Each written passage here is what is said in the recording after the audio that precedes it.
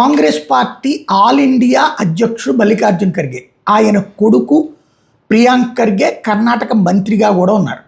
హిందూ సంప్రదాయాలంటే ఆ తండ్రి కొడుకులకి ఎంత ద్వేషం, ఎంత దూషణ, ఎంత వెటకారం, ఎంత అసహ్యం, ఎంత వక్రీకరిస్తారనడానికి ఈయన ప్రియాంక్ ఖర్గే వార్డింగ్ చూడండి ఒక్కసారి.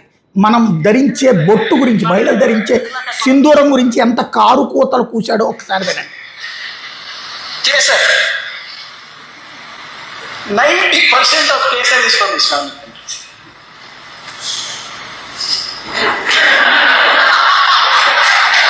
ఆ వెటకారాలు, ఆ నవ్వులు, మరి వాళ్ళు మనుషులో పశువులు అర్థం కావట్లేదు. ఎంత నీచాతి నీచులో చూడండి వీళ్ళు. 90% of cases is from Islamic countries. మన ఆడవాళ్ళు ధరించేటటువంటి బొట్టుకి సంబంధించినటువంటిదంట కేసర్ నుండి తీస్తారట. దాన్ని ఇస్లామిక్ దేశాలు పండించి పంపిస్తే మనం బొట్టు పెట్టుకుంటున్నామంట.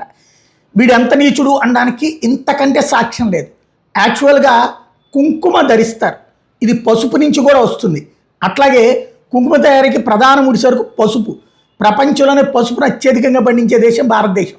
ప్రపంచ పసుపు ఉత్పత్తిలో 75 నుండి 80% భారతదేశంలోనే పడుతుంది. మన దేశంలో పసుపుకి నిమ్మరసము, సున్నము అంటే కాల్షియం హైడ్రాక్సైడ్ లేదా పటిక వంటి సహజ పదార్థాలని చేర్చి కుంకుమని పెద్ద ఎత్తున తయారు చేస్తారు. అందుమూలంగా దేశంలో కుంకుమ ఉత్పత్తికి అసలు ఎప్పుడూ ఎలాంటి డోకా కూడా రాలేదు. అదే సమయంలో కుంకుమ అనేది పూర్తిగా భారతీయ సంస్కృతిలోనే వాడతారు, వేరే దేశాలలోకి అవసరం లేదు.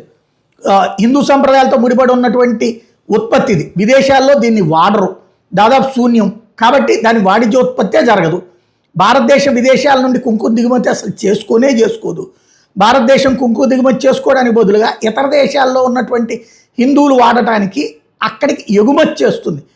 గ్లోబల్ ఎగుమతి గణాంకాలు వోల్జాస్ గ్లోబల్ ఎక్స్పోర్ట్ డేటా ప్రకారం ప్రపంచంలోనే అత్యధికంగా కుంకుమని ఎగుమతి చేసే దేశం భారతదేశం. ఎందుకంటే విదేశాల్లో ఉన్నటువంటి మహిళలు, హిందూ మహిళలు కుంకుమ ధరిస్తారు కాబట్టి ఇక్కడి నుంచి ఎక్స్పోర్ట్ అవుతుంది.